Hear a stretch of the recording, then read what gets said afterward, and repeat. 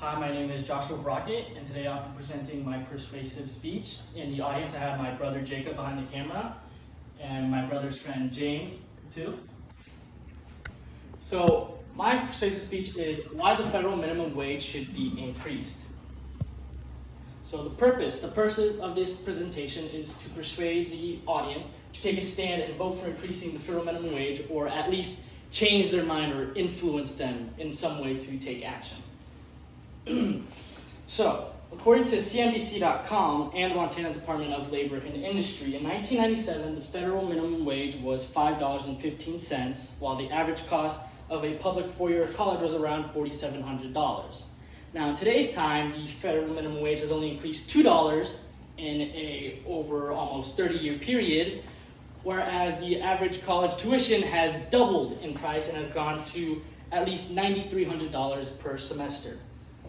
So, raising the minimum wage not only benefits the people working those minimum wage jobs, but also benefits the economy, because studies have shown that low-income workers are more likely to put it back into the economy, which helps small businesses and companies alike.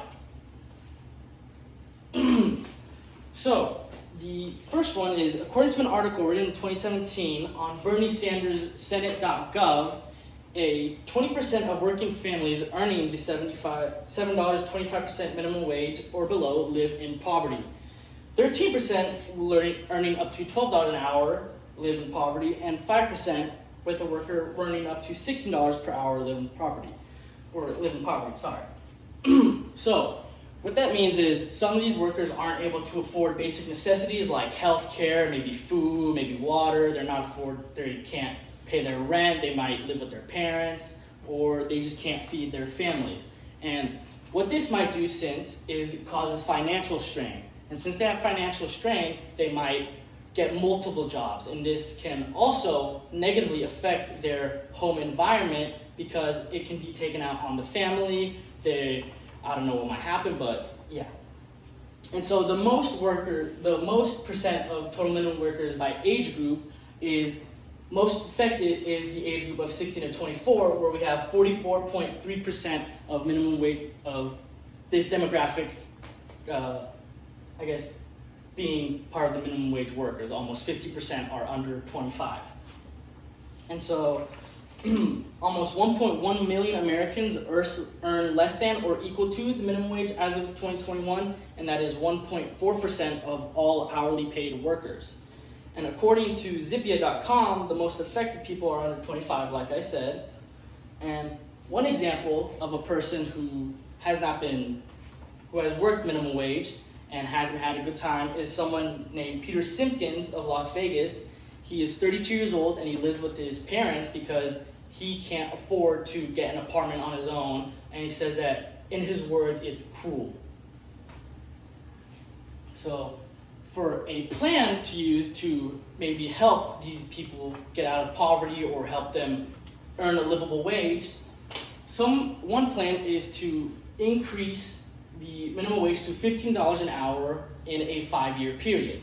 So what this means is, at the beginning of a new year, annually on January 1st, 2020, whatever, they will have a $1.30 increase on that day. And so each year at the beginning is a $1.30 an hour increase until it gets to 15 hours after a 5-year period.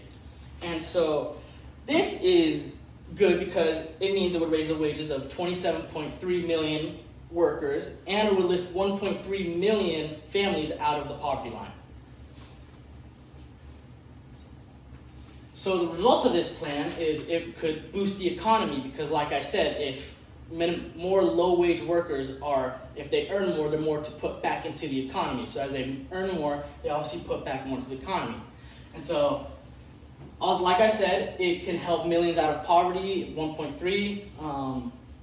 The results are, like I said, since it's a 5-year plan, it's going to be gradual over time. It's not going to be, here and here. You might say, you get the results at the beginning of each year because you got $1.30 an hour increase, but it's going to be a gradual result as opposed to an immediate result. And so, in income inequality as well, it helps decrease the gap in income inequality. and like I said, increase consumer spending. So, like I said, again, the problem is that many Americans getting paid minimum wage aren't able to live comfortably.